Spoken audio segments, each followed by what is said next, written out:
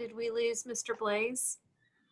You want to make the announcement? Yes, I just texted him. Okay, so all you people that are coming in, thank you for joining. We have sent out the corrected link like 3 times. So right now, you're all logged in as Ray Morris Barnes. You could see everyone's coming in now. If you could close out as Ray Morris Barnes and click on that new link, then you can join. I'm so sorry. We'll wait for you. We'll wait for them to get over there.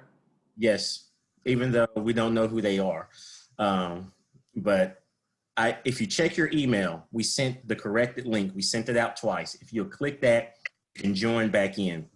The reason you're in here now is because I sent you my personal login. So all of you all are in here as Ray Morris Barnes.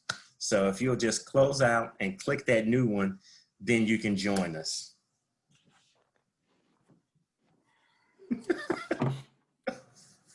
I think as one goes out, probably another one comes in. Because Yes, some of them have that, yeah, I know. even though there's a limit to it. But we can tell that there's people in because we're up to 86 participants. So that's fine. So if y'all can click on that corrected link, that would be great. Yeah, we have actually 85 attendants right now. Right now, 88. Yes, ma'am. Right there in the car, I can see you drinking out of your cup. If you can click on the email that I just sent and it has the corrected link, then you can. Tried. Yes, ma'am. Yes, we can see you drinking right now. We're not supposed to because I gave you my personal link. If you can check, there's a new link. If you'll click that one and join us back in, that'd be great.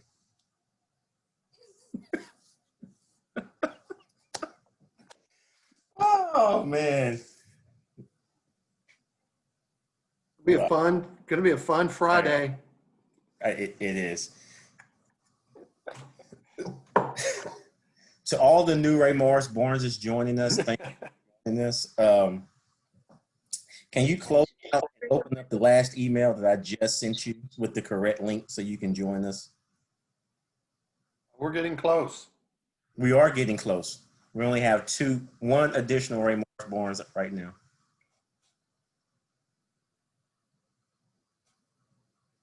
And 115 participants. So that we're almost fixed it. Gosh. So the last Ray Morris Barnes, or the 2 Ray Morris Barnes, is still holding on. If you will check your email and click on that new link that we just sent out about 5 minutes ago, we'd greatly appreciate it.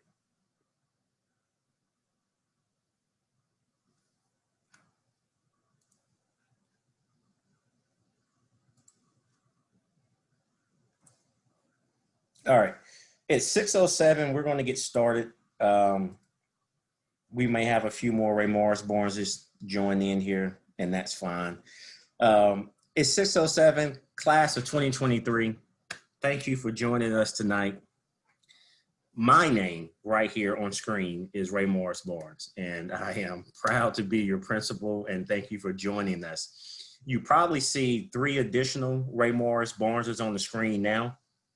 I sent out my personal link to all the class of 2023 for this meeting. And so I have sent it twice now. I've corrected it, a new link. And so I've asked a number of different people to close this out, click on the new link that I just sent out so that all of these additional Ray Morris Barneses won't be on here. So if you continue to see different people pop in as Ray Morris Barnes, that's why. I'm sorry for the confusion. It was a mistake. So if you can close out, that would be great, and click the new link and join us. Okay, where's the question? I don't have a new link. I just sent it like twice through School Messenger. Okay, and I've joined this email like 5 times. It's okay. What's your email address? I totally feel you right now. No, don't worry. I can send it to you right now. What's your email address? latimerick@gmail.com. Luann. Yeah, I feel you because I Zoom all day. I'm very comforted right now. No No worries, Miss Timmer. I'm leaving. I'll try it again. And if not, I'm sure you're No, going to, just come on back as me, and it's totally fine. I'm going to say prayers. Good luck. Okay. Okay. All right. So, Mr. McCord, Yes. we're going to go ahead and get started. With us tonight, we have our 10th grade principal, Mr. Jeff McCord. We also have our 9th grade principal, Mr. Carl Blaze. We have Miss Lynn Hollister, who's one of our counselors. We have Megan Hudek, who's our testing coordinator. And we have Jim Harrington, who's also our lead counselor here with us tonight. We're going to turn this over to Mr. McCord so he can get this class of 2023 meeting started. If anyone has questions, you can type them into the chat box. But as we get to the end of the presentation, there will be a chance that we will read those questions out loud and answer them, because a lot of times if one person has a question, there are multiple people who have the same question. So please feel free to put it in the Q&A chat box. But if you want to wait to after the presentation and ask your questions, I promise you we'll stay here and we'll give you a chance to ask any question that you want, and we will give you our honest answer. So again, one last time, if you see Ray Morris Barnes on the screen, I sent out my personal link to everyone earlier today. I have resent it twice. So if you got the email at 5:59 or 6:04, that is the correct link to join this meeting. So you can close it out, open up the new one, and join us. But that is why you see multiple people. It was an honest mistake. And as tense as everyone's being, you can laugh at my expense. Totally fine. All right, Mr. McCord, you got it. All right. Well, thank you, Mr. Barnes. And we all have our opening line. Whenever we see Ray Morris 20 or 30 years from now, this will be it. This will be part of our memory of this night. So thank you for that. For everyone else, thank you for joining us tonight. It's a little strange staring into a computer screen on a webinar and not seeing a lot of faces coming back. But thank you for joining us.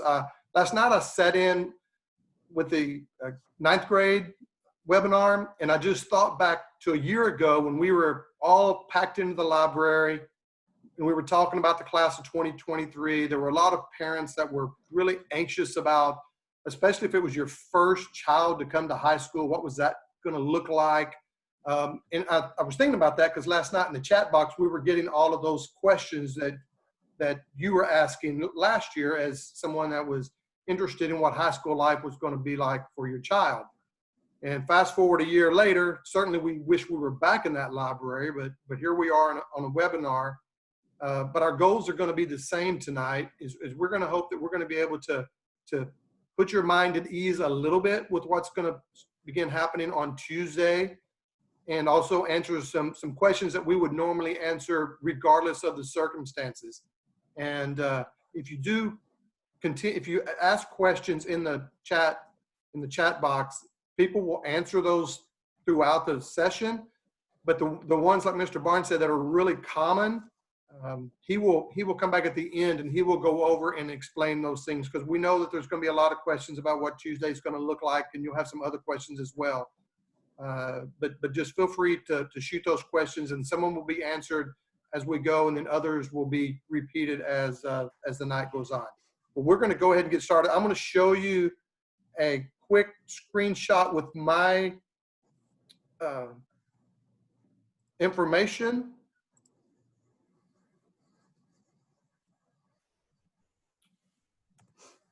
So here's my email address and my phone number. If you guys, I sent an email out earlier today, so you may already have that. But if you do not have it, that is my contact information. I urge you to email or call with any question, concern, no matter how small or how big. I will try to get back to that email as soon as I can. If for some reason you think time has passed and you should have received an answer, please reach back out. I try to do a good job of cleaning that up, but sometimes things get buried in email. So please reach out with any questions or that you may have or comments. This is our agenda for the night. We'll have Mr. Harrington and Ms. Hollister. They'll talk about Naviance in college information and other counselor type stuff. Mrs. Hudak will talk about testing. Unfortunately, when we had to reschedule from last week, our athletics department, they are in an off-season stage, getting prepared to begin in-season activities next week. I'll come back on and talk a little bit about prom and project prom stuff, and then Mr. Barnes will come back and start answering some of your questions and answers. Okay. This is just a little bit about the textbooks I wanted to touch on before we get to Mr. Harrington. They are online. If you are in need of a textbook, I know I'm reading to you from here, but if you are in need of a textbook, please let us know. And at the bottom of this screen, and let me back up, we're going to record this. So once our district IT department transfers the files and gets it ready, I believe it'll be made available. So you won't have to remember all of these things, but you can always email me. But on the bottom of this screen is our book clerk's email address, and you can email him in regards to the textbook. Of course, next week, some students will be on campus, and there'll probably be a procedure for that as well. Okay, I'm going to go ahead and turn the screen over to Mr. Harrington and Ms. Hollister.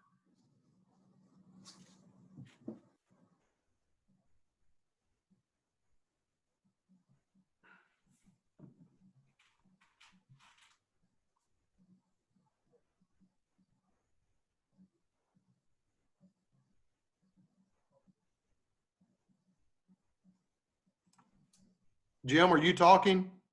I can't hear him. Okay, I can't hear you either. Jim, are you unmuted? I told it to unmute, so let's Okay, see. What, all right. Yes, it's sir. just one of those days. Today has been a crazy day. Well, I'm Jim Harrington. I'm the lead counselor. Ms. Hollister's on with us. And we wanted you to meet the counselors. We've done some little reorganization. Ms. Campbell Bishop is now handling all students who are A through C. Ms. Hollister has moved from our 504 coordinator to be an alpha counselor, and she has the D through H. Ms. Arrington has the I through M, and I now have the N through R, and Mr. White has the S through Z. Ms. Thompson continues to be our communities and school student specialist, and we have a new counselor that we'd like to let everybody know that has just joined our staff, and that's Ms. Shawan Simpson. She's going to be our post-secondary counselor, and she's located on the second floor in 237D. So Ms. Simpson will be handling all the post-secondary information that students will need to know. What does a sophomore need to be doing right now? First and foremost, every sophomore should be looking at their graduation plan, making their requirements, making sure they've taken all the right courses. By now, they should have taken a PE course, they should have taken a fine arts course, and have completed at least their first year in a foreign language, along with the 4 core subjects that they're taking. So we just need to make sure that our freshmen who now are sophomores have taken the right courses and stay on track. They need to take the courses that meet their rigor. Some students like AP courses, some like pre-AP, some like academic. We want to challenge the students. We expect our students to challenge themselves and do the best they can every single day. Of course, remote learning is not the easiest. That requires a student to really stay focused and stay involved. And one of the things we want all our sophomores to do is start thinking about is being involved in our community, specifically about leadership and working and doing volunteer work, because as they prepare for college, one of the things that colleges are looking at is making sure that our students are being successful, they're giving back to the community. When we are writing letters of recommendation for students, one of the things the colleges ask us about is, where did this student step up in leadership? How did they give back to the community? And that's a very important part of it, that we do it. We have opportunities on campus, but there's also opportunities. A lot of our students are involved through their churches, through community organizations. We want our students to make sure that they're helping others and making sure that others are being successful. A sophomore should start researching colleges, start looking at the colleges they're thinking about. And one of the ways they can do that is the college super match, which I listed at the bottom. And you can go on Naviance, click on colleges, click on the college super match, and put different criteria that you're looking for. And that criteria will help a student look at a university that may or may not be in their wheelhouse. You know, for me, I wanted to be at a medium-sized university in a rural area. So I went to Louisiana Tech University, which is up in the sticks in the woods of North Louisiana. That was the best possible for me. So each person has a college that fits their needs. And that's what we want our students to start looking at. And they can start looking at through the college super match. Also, one of the things that they can do is utilize the Road Trip Nation. And this is a pretty cool little app going through there. A lot of the professionals in the United States have done little videos or vignettes for this Road Trip Nation. If I asked you if you would know what movie star majored in as a classical pianist at the University of Texas, most people wouldn't know who it was. Or they would say, well, maybe, hey, who is that? Well, Jamie Foxx was a classical pianist at major at the University of Texas. So there are stories like this throughout the Road Trip Nation that our students can use. And that's one of those things that we want them to start looking at, is looking at that Road Trip Nation and start exploring things that they're interested in. We have 3 pieces that we want our 10th graders to be doing inside Naviance. We want them to start working on their resume, complete the interest profiler, and add careers to their list based on the interest profiler. All of those have already been assigned to all the 10th graders on our campus. They log into Naviance using their normal login and password that they use for any computer, any size in there. Ms. Hollister, you have some things that you would like to give advice on some sophomores? Sure. I mean, I think you've covered most of it, but as a parent of someone just recently having gone off to college, I would say definitely now is the time to build the resume. Look for ways that you can volunteer to add to the resume. And definitely start going into Naviance, getting familiar with it, doing that super match to kind of get an idea of what college really does fit you, so that at the end of the sophomore year, it's when I encourage people to start going and doing college visits in the summer. You'll kind of know what kind of college you want to visit. There's a new login for us to use for Naviance, and the Naviance is called student.naviance.com/StratfordHS. So there's a new way to go in. The student has to click on the student, then say, use the single login, and it will get them inside Naviance. And this is the different areas that they can look at. Career quizzes, the interest profiler, there's a strengths explorer, that Road Trip Nation videos that I was talking about. Those are some cool things that the kids can do. And you can start comparing Stratford to the school that you're possibly looking at. So that looks at what did our students at Stratford, what did they need to get into the University of Houston for this case, and look at what's going on. So it's real important for them to start looking into Naviance and using it. Also, we want to make sure that we ask the kids never to hesitate to reach out to us. Email us, give us a phone call. We're always available. We want to make sure that the students know that we're here for them, and we'll get back to them as fast as we can. I'm going to turn this back over to you, Mr. McCord. Okay, so let me share something about Petra's still fussing at me because I shared my personal link. So I'm sorry. Naviance. One of the things that we shared last night in the freshman webinar with parents is I recognize, and we recognize as a campus, that Naviance, as parents, sometimes it kind of gets glossed over. We add it and around it. but we don't take time to really explain and show it to our parents. And when we had parent seminars when I was at Spring Forest, we had some Stratford parents that would attend these Navient parent seminars. And what they would say is, I wish I had known this sooner, going into detail. And we reached out and we would bring in Donna Hanlon, who would do the Navients when we had the parent U, and it ended up doing it for our families there. We want to do the same thing for Stratford. We want to bring in those same speakers. And so you're not just getting it in a panel of an introduction, but actually taking time to show you more what Navients can do for our students, because it's really, there's a lot more that can be done, but if you wait till your senior year, it's too late. So, Jim, I know a parent already said, you know, how can they get more information on Navients? What I will probably do is see if we can gather some information for parents and include that in our Sunday message, or at least show them a link on how they can find out more, so that they can read it, because they're hearing it, but they probably want to read it more for themselves. But I just want to make you all aware that we recognize there's a gap between what students do and what parents know.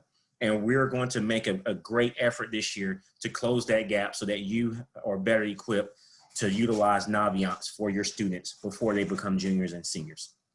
All right, Jeff, go ahead.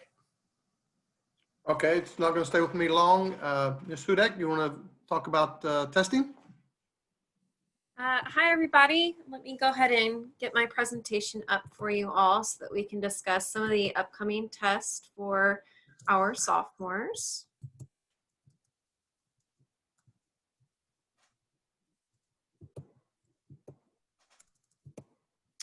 All right, so as I said, my name is Megan Hudick, and I am the new testing facilitator over at Stratford. New to Stratford, America, but not to Spring Branch ISD. I've been here for the past 10 years and love everything about our school district. So if you have any questions regarding any of the tests that your students will be taking, you can always email me, megan.hudick@springbrancisd.com. So some of the potential testing dates that are coming up for our students, and I do say potential because of everything with COVID happening, things are definitely subject to change. But one of the first big on-campus tests that we will have is the PSAT 10, and that'll happen sometime within this month of October. I'll have more specifics on dates for your students and how that will work with our social distancing protocols put in place. They will also have end of course exams for English 2, and that's basically what our 10th graders are going to have to be focused on for this upcoming year. To talk a little bit about PSAT 10, most of your students have already taken PSAT 8-9 between middle school and their freshman year last year. They'll have another opportunity to take the test this year. It is very much focused on a lot of the skills that they already have as a way to prepare them for college and career readiness. It gives them an opportunity to look at what the SAT will end up looking like their senior year, and it helps them work towards earning scholarships. By the time that they are juniors, they will be focusing on the National Merit Scholarship qualifying test, and that's part of this PSAT package. So if you want to know more about what the PSAT is like, what types of questions may be on that exam, there is a ton of information that you can locate on the College Board website. As far as end of course exams for high school students, each of our students must pass at least, well, not at least 5, EOC exams. Those would be English 1, English 2, Algebra 1, Biology, and US History. They will all be based on the TEKS, which our teachers are teaching your children right now. And they are designed to prepare them to make sure that they have mastered their course material so that they can go on to college or careers. I know that there have been a lot of questions that we had at least last night with our freshman class about the fact that our students did not have an opportunity to take some of the end of course exams last year, and how that may have impacted them as far as the graduation requirements are concerned. But I'm sure that one of our administrators can correct me if I am wrong with what I'm about to say. But if they took a course and they were good standing, meaning they passed that class, then they should be able to earn their credit for graduation. Is that correct, Mr. McCord or Mr. Barnes? Yes, if the student was enrolled in an EOC course in English 1, Algebra, or Biology last year, and if they passed the course either this summer or for the whole entire year, then they will get the automatic credit for the EOC in that particular subject. Thank you. One of the things that we're going to have coming soon under the academics tab on the Stratford High School webpage will be something specific to testing. I plan on having information there as far as upcoming dates so that you are aware of when things are happening on campus, and information towards accommodations. If you have a student, let's say, that is 504 and you are trying to apply for accommodations specific to College Board, we'll have a set of directions for you to be able to follow. If you have any further questions, again, regarding testing, feel free to shoot me an email or put something in our Q&A session, and I'll try to answer you as quickly as I can. Thank you, Megan. Okay, Mr. Barnes is going to put on his athletics hat. Actually, Jim wanted to come back and show Naviance real quick. Okay. All right. What I did was activate a sample student so that we could kind of show you what's going on inside Naviance. If you'll notice that there's a home screen, and when a student comes in the home screen, there's usually a statement coming to the student. It tells them there's some important things that they have to do, but also it talks about your favorites, and some of the things that we cover for them is colleges I'm thinking about, colleges I'm applying to, and careers I'm thinking about. But up here on the tabs, at the college tab, we can look at find your fit. And this is what we were talking about for the sophomores, is to find the fit. There's a thing called the college super match. So if a student clicks on the college super match, it actually takes to them and starts asking them questions about the criteria that they're interested in. And it just kind of sorts through and tells the different things that the student can look at. It's a very neat little program for the students to do because it helps them find different things. Under the careers tabs, there will be careers I'm thinking about.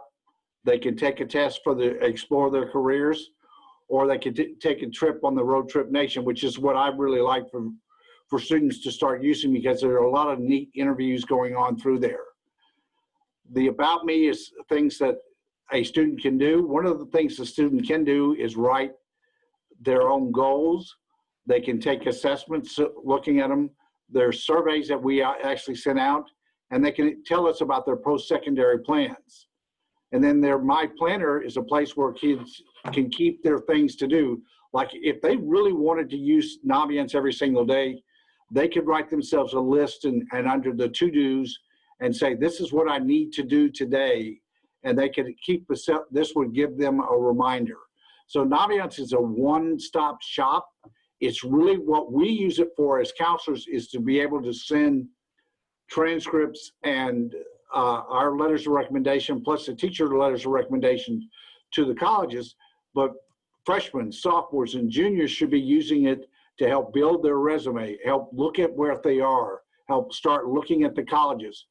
So if you don't, as a parent, don't know your login and password, all you have to do is email your child's counselor, and we'll be able to send you and reset the login. The What's New, Vanderbilt University will be visiting your school on Tuesday, September 8th at 220, which actually means they're coming on campus. They're doing a virtual conference with seniors who are interested in going to Vanderbilt. So Arkansas will also be creating a virtual tour along with Harvard, Princeton, and UVA during this next week. So all of these are happening during the different times with students. We'll have a staff member on the virtual tour with the students so that the students are never alone. So we'll be able to monitor what's going on and how the conferences are going and how the virtual tours are going. So this is something that a student can look at all the time. Plus they can check, this is a brand new part, chat with the colleges. They can look at different things, going through. It tells them how to work with the college, how to look through. Right now we're preparing, as a counseling staff, we're working with a PowerPoint that we're putting together just for sophomores. We have one that we're almost finished with our seniors and juniors. We'll be publishing those. And there'll be some step-by-step things that a student should be doing inside. And it will be posted on the counselor's webpage along with It's Learning, so that the students and the parents can see that, so that they know what they should be doing as a student preparing for college, but also all the different career inventories going through that. And we'll explain those inventories to you in a better way. But I thought at least we could take a look at this, take a picture, and it changes the language. So it's not just English. You can go to Spanish. There's Arabic. I think there's 14 different languages that Naviance can look into so we can change the language. So I'm gonna turn this back over to Mr. Barnes, but that's just a quick little look. Okay, awesome. I'm answering some questions in the chat. Again, for those of you who are late, if you see so many additional Ray Morris Barneses on your screen, it is because I inadvertently, accidentally sent out my personal link to this webinar to all of you, which is why I sent out the corrected link twice. So if you got the new link about 6 o'clock or 6:05, that's the correct link to use. If you're on here, no worries, just stay muted and that's fine. But that's why you see so many of me on there. I promise you I didn't do it on purpose. It was an accident. Someone asked a question about the PSAT. So we're planning for the PSAT in October. And while we're working on all the plans, the goal is to have it, but that still has to go through senior staff, the superintendent, and the board of trustees. Once all of that is finalized, then you will see a more formal announcement from the school talking about that. But we wanted to make you aware that since March, Spring Branch has suspended all testing on campus. And October would be the first month that we would return to doing any type of testing in Spring Branch ISD. So we just wanted to share that with you because we know that comes up. Students don't have to register for it. We register all the students ourselves. If it's the PSAT, there's typically not accommodations given for that because you're getting the baseline. If it's the SAT or the ACT, then definitely all of those accommodations do apply. Okay, so now we have more Ray Morris Barnes is on here as well. So again, Jeff, what we got? What's next? Athletics. Do you have that screen or you need me to put it up? No, go ahead. The person who puts it up is supposed to talk about it, but that's what I'll do. All right. Thank you, sir. All right. So we have 3 campus athletic coordinators. Our head campus athletic coordinator is Coach Rankin. A lot of people call him Todd Rankin, but he goes by Jeffrey Rankin. We also have 2 assistant campus athletic directors. That's Jenny Adcock, and that's also Tim Johnson. They put together this slide for this presentation, and they want us to share just a few things. I know these sports have volleyball and football have their own separate meetings, but there's a lot of questions that parents have in regards to what does athletics looks like in the age of COVID. And so we just wanted to cover a few things. Next slide, Jeff. Here's their social media accounts. Twitter at 77079 athletics, their Instagram. Now, of course, every sport has their own as well. So we only like good tweets, not bad tweets that we have to flag. So we just wanted to share that with you as well. The Booster Club. Stratford has, and I say this with all respect, there are so many members of the Stratford body, but there are too many times when the right hand doesn't know what the left hand's doing. And so what you hear is my house phone, because I still have a house line, and it's probably someone asking me to donate to something. But seriously. And so here's the SHS Booster Club, and this covers all the booster clubs. On our PTSA, they're trying to do a more concerted effort to have anything that any booster club sells found in one location. And that means fine arts, that means athletics, any booster club at Stratford. That's what they want to do, is say, hey, here's stadium chairs, here's an umbrella, here's a calendar, or whatever else it is. Because what was happening is shirts would be sold, jackets would be sold, caps or visors, and someone would say, oh, where'd you get that from? Oh, I got it from this organization, but no one ever knew where to find it. So we are trying to do a better job of bringing all the Stratford under the one umbrella, so that everyone can hear and see, buy tickets, promote the kids, really bring back that Stratford sense of community where everyone knows exactly what's going on at Stratford High School. So they have, it says packages as low as $25. I'm not sure if they throw in like a free cruise with that or something, but wait, there's more. Check it out, see what's going on with the Booster Club. Next, virtual athletics. This is a hot topic. This is a hot topic because you have students that have chosen to be virtual, and then you have some who have chosen to come in person. If an athlete is in on a team sport, like a volleyball, a football, a soccer, or a basketball, those students can practice before school or after school, but they can't practice during that athletic period during the daytime, okay, if they're virtual. If you're in person, yes, you can go to those athletic periods during the day, and then you can join the practice after school. Virtual athletes can come to after school practice. So while you can't come during the daytime, you can come before school or after school. What gets tricky with this is most coaches says that if you practice, that increases your playing time. One, because you learn the plays, you learn your teammates, you learn how to be successful.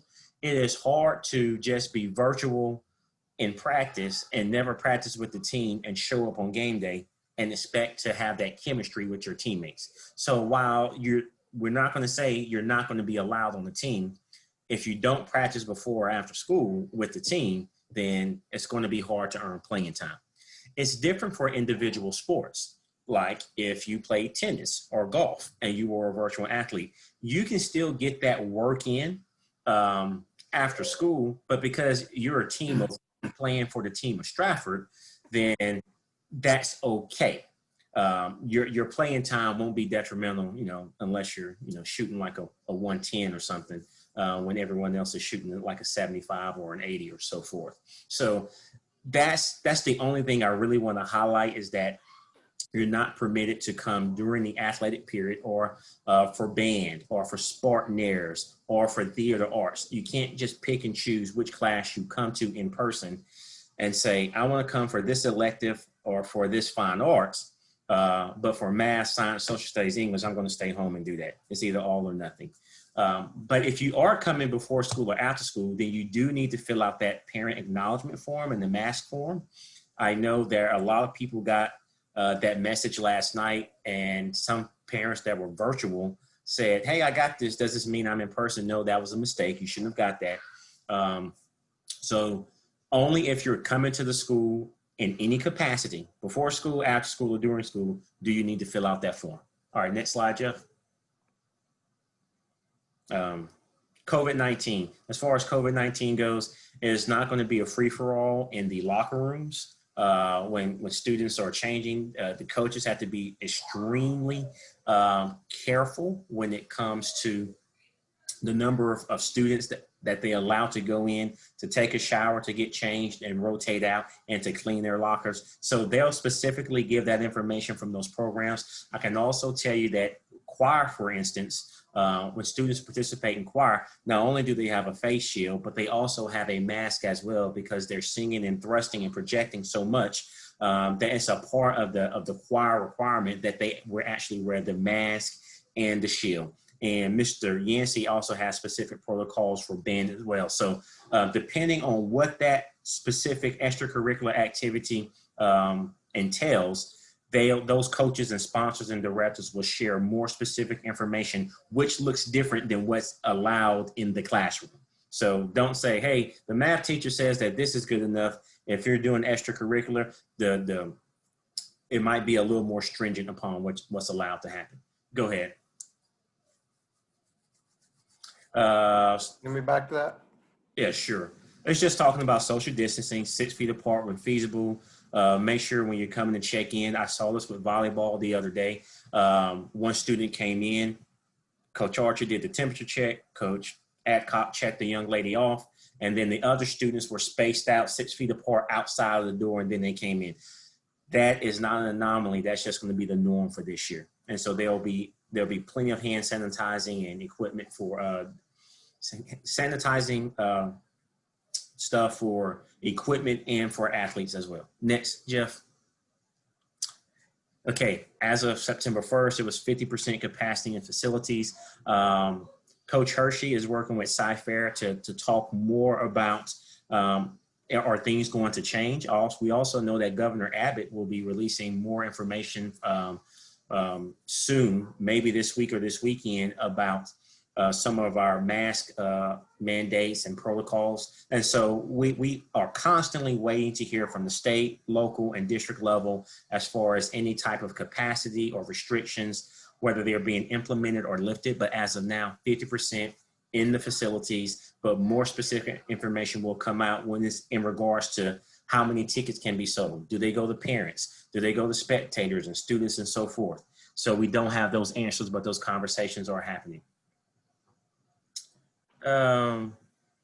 Many of the protocols are still being updated weekly. Again, if you have a specific question about what is happening with your students' particular sport or organization, reach out to that director, reach out to that coach. Mr. Blaze and Mr. Blaze is our campus safety officer. We get a lot of district updates and they apply to just school in general. And a lot of times it's not till later that the information specifically in the fine arts or in athletics or something gets trickled down where we fully understand how different that could be. So we're not saying don't contact us, but we out to those coaches ourselves or those directors and sponsors to give you a better answer. I've already talked about that. Great. Go Spartans. Jeff, I saw a couple people had their hand raised. They raised their hand as if they wanted to type something or had something to say. Whoever those were. If you type whatever question that you wanted to say into the box, then we can get that out for everyone. Are you finished with the athletics? Yeah, there's a question right here. What's the protocol if someone on the sports team tests positive for COVID-19? You know, again, that's still going to be typical with the regular protocol in school. Is when did we know it? How much can we contact trace and see who's been exposed to it? Did the person on the sports team, did they start having symptoms when they were at home? Did they have the symptoms while they were there, you know, around the other athletes? That will dictate, you know, if anyone's got to self-quarantine, the whole team or whatever it may be. There's so much involved with that it's hard to just say this is the exact protocol because it just depends on the situation. And yes, there will be disinfecting of locker rooms, but specifically those coaches will be able to tell you what the wipes look like, who's going to do it and how they're supposed to do it, because all of that was worked out directly in athletics.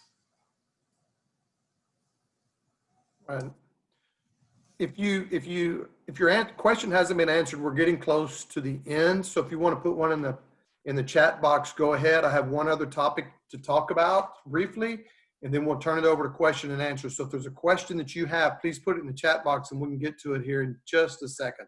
I'm going to go ahead and share my screen here one more time, and then get to the correct slide. Okay, I want to talk to you a little bit about what you see on your slide are our parent liaisons, Pam Furwarn and Serena Conkright. And there's also a Weebly website down there that you can access. Talk just a bit about fundraising first. As you probably already know from last year or having students come through Stratford, the way students fundraise for prom begins their freshman year. And we have 4 fundraisers, one each year. Well, last year, unfortunately, we were about to start one right when we were released from spring break, and then we never returned. So my plan is, if we can hold fundraisers this year at some point, is maybe to have 2 to make up one for next year. Typically, kids will sell T-shirts. We'll get a group of kids, they'll design a T-shirt, and they'll sell 3 shirts, and the profit from the sale will go towards their prom ticket. Prom ticket's typically $100 their senior year, and I know this seems like it's far out there, just like some of this college talk seems like it's far out, but this time will go pretty quickly. But I just wanted to touch base with you in regards to, excuse me, the fundraising piece of prom. So we will try to do something this year, or maybe 2 different sales. It just depends on if the district allows that to occur and in what format we can do that. But we will be looking to do that. The parents piece of prom is Project Prom. Project Prom is the after party from prom. Prom is at a selected venue by the students, and Project Prom is typically at a Dave & Buster's, where it's a lock-in and students are there from 1 to 5 or 5:30 in the morning playing games, winning prizes and things like that. Of course, this past year it was very sad that our class of 2020 did not get to participate in either one of those events, but hopefully, and I would anticipate that we'll be doing that in 2023. But Project Prom, the majority of the funds for that are raised by the parents. And if you visit this website, and there will be other sales that we will advertise throughout the year, those proceeds will help fund Project Prom and make it a great experience for the kids. So we will be sending out information from Pam and Serena routinely, or they'll be reaching out directly through the PTSA or some other site just to give you information and opportunities for you to participate and to be involved in the class of 2023 in helping make that a great time for your students whenever they at graduation or for prom, excuse me. All right, a couple of other quick notes. One's going to be about parking. I know some of you may already have kids that are driving. Sophomore parking passes are typically become available in October each year. We allow seniors and juniors the first opportunity to purchase parking passes, and that we usually give them till October, and then whatever parking is remaining, it's a first come, first serve. You must have your driver's license, not a permit. You must certainly have to have insurance, but make sure the insurance has the child's name on the insurance card. All of that can be found on the website. When you start getting close to that time, we will make an announcement that it's going to open up for sophomores. We will run into a little issue this year because in the past, we were able to use some of the teacher parking lot for overflow. And as you probably are well aware, the teacher parking lot is a construction zone at the moment. So we lost all of that overflow parking. So we may not be able to accommodate as many sophomores as we have in the past. Our senior principal, Mr. Rotana, is in charge of parking this year. So he handles all of the applications and processing and all of those things as it comes to parking. And I know we'll begin getting questions pretty quickly if we already haven't had had some. Let me look at Ms. Furwarn's email just to make sure I addressed everything. She did say that she'll have a virtual meeting, class meeting sometime in October. So be looking for that. They did send me some pictures of some of the items on the Weebly. I was not able to get those uploaded. And I think that's it. So thank you for your time. I'm going to turn it over to Mr. Barnes. I'm not leaving, but we'll be here to answer your questions in the chat room, and he'll answer those questions that need to be answered to the whole group. Thank you. Thank you, Mr. McClure. We appreciate that. A couple of those questions that's in there, Jeff, you'll see were about parking, so you can probably dismiss those in there. I'm going to go through some of the questions that I've seen over here to answer out loud for everyone. Jim, there's a question about credit by exam. If you want to answer that one. So first thing first, let's talk about COVID. Let's talk about the elephant in the room. And what are we doing as a campus? Well, we're doing a lot. And it's hard to tell you all the things that happen behind the scene, all the personal protective equipment that gets delivered that Mr. Blaze, is in charge of. He has to sort out for staff, the ones for students, the protocols and so forth. I'm gonna share my screen with you. I'm gonna show you something that we worked on for the past couple of days, just as an example. And what you can see, if you see this, in this hallway on the second floor, there's red tape going down the middle. And the red tape is our effort to encourage students to walk on the right side of the tape and stay out of the middle. For lack of a better term, we called it the neutral zone. So we don't want any neutral zone infractions in the hallway. And this is an attempt to keep traffic flowing in the right direction in the same place. That's not a lot, but it's more than just saying kids just walk in the hallway. We've also we've taken stairwells, and the middle stairwell have made it up only. We're going to have staff at the end to make sure that students are going down only. Those are small other steps.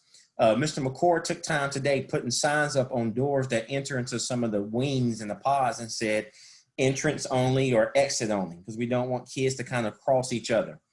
So when you're talking about Stratford, 2,200 students, we roughly had about 68% of our students who chose in person back when the cutoff happened. And so we had to build a plan to prepare for almost 70% of our students returning in person. And that's a lot of students compared to some of our other campuses that potentially only were having 600 to show up. So we started thinking, can we have just pure virtual teachers? Can you have in-person only and virtual only? Well, when you've got 68% coming, let's just take, for example, AP Psychology. If a student is in AP Psychology and there's 30 students in that class, then that's typically going to be someone who's certified composite and social study. And they may have 5 sections of U.S. history and 1 section of AP Psychology. Let's just say that. If we went to a pure virtual and a pure in-person experience, that one AP Psychology class, those 30 kids, if they split, would be 2 different sections. So now that would be 15 kids in the virtual class and 15 kids in the in-person class. But now I have to take away one of those U.S. history sections because that teacher is not available to teach one of those sections because they have to do a virtual portion of that. When you start doing that on the high school level in all of your courses, there's not enough sections and there aren't enough teachers in order to pull off a full virtual and full in-person experience. Not when you've got roughly 68% of your students coming back. So the only way that we can make this happen is to allow our staff to teach simultaneously so that students can stay in their class. And if they're a virtual student, they've got their schedule, they know who their teachers are. The camera is pointed at the teacher, not at the rest of the students. We don't want to give students any kind of ammunition to cut up amongst each other. So if that teacher is teaching class, they're teaching the same instruction to the students in person, but they've got their computer set up and they've been practicing it so that the students who are online can see their screen and can hear and listen to everything they're doing in the classroom. Why would we do such a thing? Well, some of you have put in the chat box, you worried about the COVID protocols. What happens if a staff member gets COVID? What happens if a student gets COVID? And then they've been around someone and they don't have it, but they got to self-quarantine as a precaution. If you started taking any kid who had to be removed for self-quarantine and drop them in that virtual only teacher for 2 weeks, that's going to be a lot of moving back and forth. They'll lose that connection with that teacher that they have. They have to go jump into a virtual class with the teacher who's teaching virtually. And then once they clear, jump back in, there wouldn't be any continuity. And you all, I'm a parent, you're a parent, I know you understand, we love having kids to stay connected to that teacher of record as much as possible. You build relationships, you know the expectations, and you don't feel like you're getting passed off, especially if it's no fault of your own, or even if you get sick. Give me the work, let me stay in there so when I come back, I'm still in there with everyone else.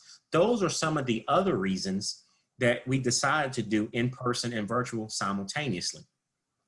The last portion of that is if we allow students to stay in those classes, by default, that allows us to socially distance because you're not pulling students out and pulling virtual out and putting in-person in.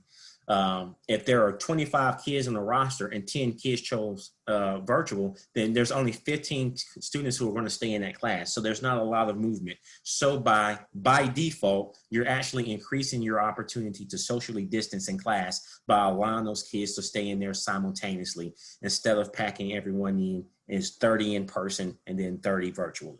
So I just wanted to take time to explain that. That's too much to put on the Sunday letter, but I kind of wanted you to know the rationale behind these plans that we've been working on since May, and it changes constantly, but that's where we landed and that's where we're going with when it comes to the COVID protocol. And here's something else that I want you to know, and I'll go and address some more of these questions, especially the one about the principles of health science, Ms. Sam's class. An elementary school and the pre-K center is different than a secondary campus. If a student or a staff member has COVID at, Wilchester, Meadowwood, somewhere, or Zebra Zone, Wildcat Way, it's easy to say, okay, well, this student was in this class with this teacher. Did they go anywhere? Nope, they only went to the cafeteria. They stayed here. Okay, everyone in this class self-quarantine for 10 days unless you get a negative test or this, that, and the other, fine. When you get to the secondary level, and when you get to Stratford High School and you got 2,200 kids and they're going to lunch and they're going to 4 or 5 different classes, including Spartan time, and they have interacted and mingled with each other, it is hard for us to be able to trace like you would at an elementary school. So what I'm saying is, when people say, what does it look like on the secondary level? Well, we don't know because no one in Spring Branch has done in person until we get to September 8th. But if I had to give you my honest assessment, it is more likely that a high school would, as a precaution, be shut down for 2, 3, or 5 days to ensure that everyone has a chance to check themselves and not pass it off. Whereas if you're at an elementary or pre-K center, that maybe only a small portion would have to self-quarantine while everyone else can continue to return. It is hard to do that on a secondary level because that same student who went to Spanish class, you're not just going to say, if you were in Spanish class first period with Mrs. Hudak, self-quarantine, because all 25 of those kids that were in Ms. Hudak have all gone to probably 25 different classes for the rest of the day and multiplied. So it's too much to just say these classes stay home. Everyone would probably have to stay home at that point. So I just wanted to share that honest feedback with you all. There's not a set metric that said if there's 5 kids, we shut the kid down, or if there's 1 kid, we shut the school down. It is totally going to depend on the situation. But we have to be ready to pivot and to make that adjustment if that should happen. Okay. The principles of health science class, Miss Sam. So Miss Sam, she resigned the Friday before we started school. What I want to be able to communicate this weekend with all of those students who were in Miss Sam's class is that Judy Holton, who actually started the host of classes at Springwoods High School, she has agreed to come out of retirement and to work with our students. Man, bless her heart, honestly. She would take the job full time, but the retirement system in Texas would make her pay a penalty. So she's going to sub for this month. So you have someone who's done the job, who started the job, who knows exactly what she's doing. It is not just a sub in there. I mean, you couldn't ask for a better situation to have her come in. We have posted the position online, and we're going to take the next 2 to 3 weeks to see if we find a qualified candidate to come in. If not, we'll continue to work with Ms. Holton to figure out what our plan would be for October. Can she continue to work in a small capacity? And can we shuffle the kids around so that they still are getting a certified teacher so that they're not losing out on good instruction? And she did this because she cares about the Stratford students. She cares about the Stratford program because she has nursed this baby to where it is. And she is personally coming back because she doesn't want to see it falter, especially at no fault of the kids. I couldn't share all that at first because we're still trying to work with HR and TRS, but I do want to give you that honest answer. It's not just anyone who's coming in to sub. It is someone who actually knows what she's doing. And we are so fortunate and grateful for her to come in and to help us out. So there's the update on that. We got the one on parking. I talked to the ones about the seminar, about the screening app. We're going to look for that. I'm scrolling through some of the ones that were answered just to see. Okay. There's a couple of new questions about the Guthrie Center as well. We haven't touched on that tonight. All right. Be ready for those. Let me go through these that were answered out loud.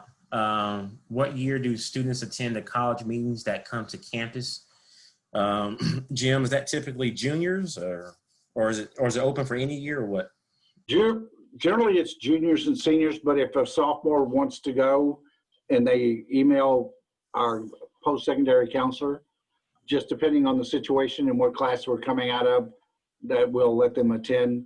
You know, and when we're back to a normal schedule and we actually have college recruiters on campus, they're usually sitting in our cafeteria with a big meeting, so any kid can go up and talk to a recruiter. So right now, the virtual, it's juniors and seniors unless the student asks. Okay, thank you, sir. For student needs, it's a school Chromebook service because there's a problem. Would there be a help for that each day next week? I would imagine next week we probably still do a 3:15 to 4:15 in the afternoon. Now, obviously, any student who's there in person can probably, through Spartan time or lunch or something, work with the technician to get it serviced. But for those who are virtual and need to come up, yes. If your student wasn't able to get service today, that's good to know. So I'll check with that technician and see, is it because of lack of time? Because there were some other technicians, can we get them to help? So that's good feedback for us. I'm sorry that happened. We want to get that fixed. So yes, they should be there next week. Is there before school bus from SHS to Guthrie and the Ag Barn, or do we drop off over there? The Guthrie bus, there's 2 buses. Jeff, you want to talk about those? I think was it 7:35 and 7:40? Yes, they leave each morning for the first period. If you're on campus, there are buses to and from Guthrie for each class period, and they will bring them back to Stratford as well. As far as getting to the Ag Barn, I don't really know. Mr. Blaze, do you know? I guess they get to go to the Guthrie Center, and then maybe there's transportation from the Guthrie Center to the Ag Barn, but I'm not 100% sure on that. Yeah, I answered a question on that. They asked because I think that their question was before school. So typically, kids that have to go to the ag barn before school, typically their parents will take them or drive them there, or students that are driving will drive themselves. And like you said, if they're there prior to, if their parents have taken them over prior to, that bus comes from over from Guthrie and will come to us. That 7:30 or whatever bus that you're speaking of. I think they were able to ride back that way.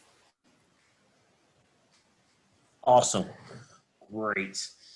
There is a plug for the class of 2023 that they're selling umbrellas. So if someone is taking advantage of this webinar to let everyone know, if you are looking for an umbrella, please go and check it out there. So thank you, Newsoms, for sending that shout out there. Yes, the PowerPoints presented on this webinar, what we'll do, Ms. Hudek, you were asking for what else we need help with. We probably should look at all the different webinars and let's work on solidifying the questions and answers so that when we post them, that parents can go for their classes and here's the PowerPoint, here's the stuff that pertains to them. Some of it might be the same and a few things might be tailored for each class level. So yes, we will make sure we get these PowerPoints presented, and if I can edit the webinar to cut out all the extra Ray Morris Barneses, then I totally will, and then we'll post that as well. So, Mr. McCord, you talked about student council, but what about other student organizations and clubs? Sign-ups will go on this year. There's a need for virtual help for some of these organizations as well. We actually sent an email to Mr. Prince today, and we're going to meet with him tomorrow. He's kind of going to try to take over. We're asking him to take over Mr. Karam's role of trying to corral all of that club information.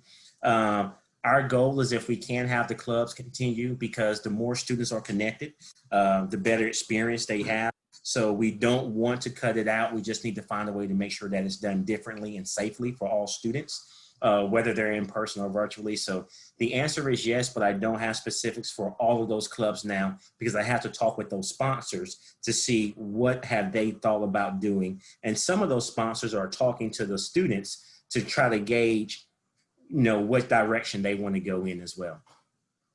Parking passes, are the kids doing? Guthrie Center. Oh, you're still on your other list. Sorry. Yeah, credit by exam. You got that? Are kids doing credit by exam this semester? Yes, sir. We're doing credit by exam. The district sent out a form. We'll try to send out again, but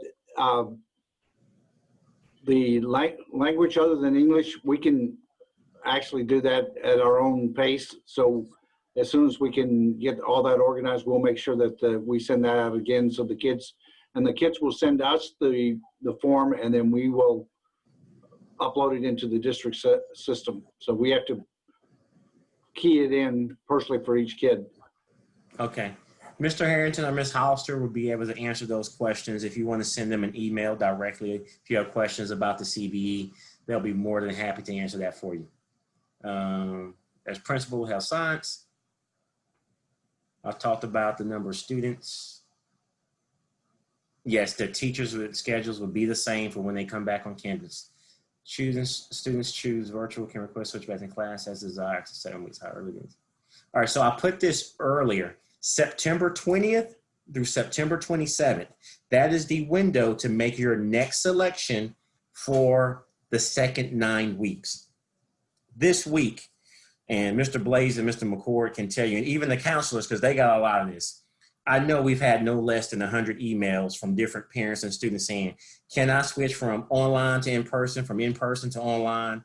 And really try to hold the line unless it was a very extenuating circumstance, because it took all of that data in order to make the schedule that we have now. And if we continue to change it, the teachers who have the appropriate amount of desks for social distancing in their classroom, that's going to be off by Tuesday. So when we get to the second 9 weeks, when you make that decision between the 20th and the 27th, that's where we start running reports and seeing what does this look like come October 19th. So that is the window to make that selection.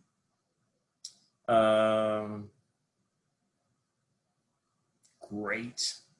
All right, Jeff, you want to talk about Guthrie? No. Yes, this was a quick one. The Chromebook insurance has to be renewed each year, correct? That is correct. Yes.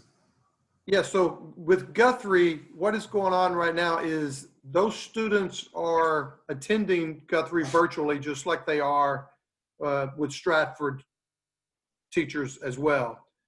Beginning next week, it will be the same, but they'll be on, if they select in person, it will be the same. On their assigned time, we will have a designated area for them to go in the building, and they will log in virtually when they're on campus. If they are distance learning, they'll do that from home. Each campus is allowed 1 day a week for students to go to Guthrie Center, and Stratford's day is Friday. And the reason for that is so that they're not going to mix the high schools. When you go to the Guthrie Center, typically there are 5 schools represented in one class, and they're going to separate that. So each school gets 1 day physically to go over, and that for Stratford is Friday. It is in one thing that they have done for the kids that are virtual. On Friday, you can go to the Guthrie Center on that Friday. If you're on campus, of course, we'll have transportation provided for you to go. If you're virtual, I do not think the transportation is provided for that. No, they can go, but they have to drive themselves Right. directly to there and back. Hopefully that answered that question. If it didn't, just send another one. Specifically in this question, someone is asking for clarification, like, so we're going to send all 150 Guthrie Center kids into the cafeteria. That's distracting. The problem with or what I'm trying to share with you about this now is we have to now unexpectedly find coverage for an extra 120 kids. That's not supposed to be on campus. They typically have supervision over at the Guthrie Center. They go and they're done.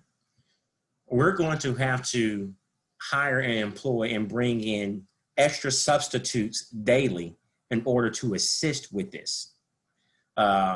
Because our teachers on campus have classes, or they have a conference or something, which they're required to have by law. We can't pull that conference away. And so we have to see out of the 120 who's assigned, are 80 of them in person or 50 of them in person? And if so, then we have to figure out, okay, where can we break them up so that they can go and work quietly and be supervised? That's not something we can plan for in advance because it's going to take seeing exactly how many we have and who's available to do it. Eventually, I'd imagine as we continue to go through it, there will be a designated spot or multiple spots throughout the campuses that these students will know where to go.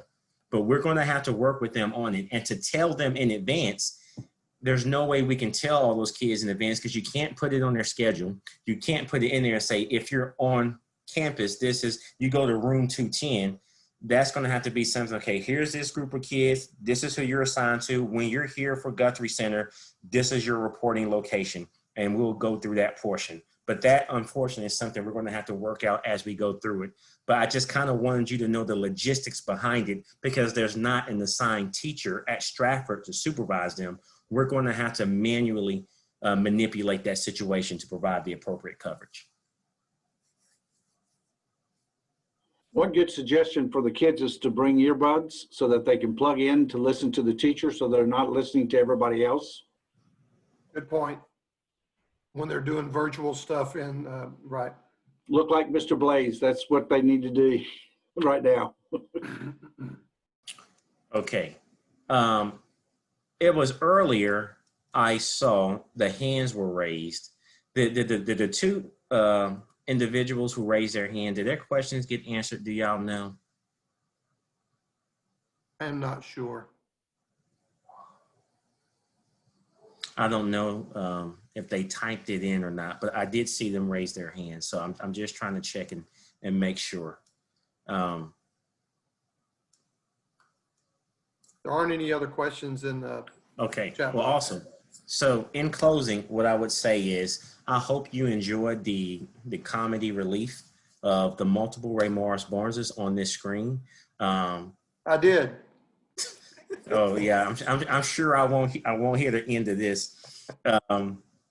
The irony is this is our last webinar. So I got it right. We got it right, or I got it right the other 3 times. And the last night of doing this, this is what happens. So anyway, in the world of everything that seems not normal and being out of place, if you can't laugh at yourself, then you know what, you're taking life too seriously. So on behalf of our panel here, we want to say thank you to all of our parents and our students who are on this webinar. We will get this downloaded. We will get it posted so you continue to be able to laugh at my incompetence as far as sending out the wrong link that was personally mine. But other than that, I know this year is going to look a little different. I know that you're concerned and you should be, but we want you to know that we're going to put our best foot forward to make sure that all students at Stratford are safe, that they're getting the best education as possible. And if things go wrong, and they will go wrong at some point, it's nothing personal. It's not intentional. Please let us know so we can try to fix it. This is not a perfect system, but you deserve our best effort. And I commit to you in front of my colleagues here that you will get our best effort to make that this year be the best year it can be for our students. If you have any other questions, his name is Jeffrey McCord, and you can email him and he will be more than happy to answer any questions that you have. For the final time, I would say, please be safe driving home. Most of you are probably home, so you don't have to go too far. Thank you for being here. I hope you have a good night, and we will see you tomorrow and next week. Thank you. Petro, did I stop recording now?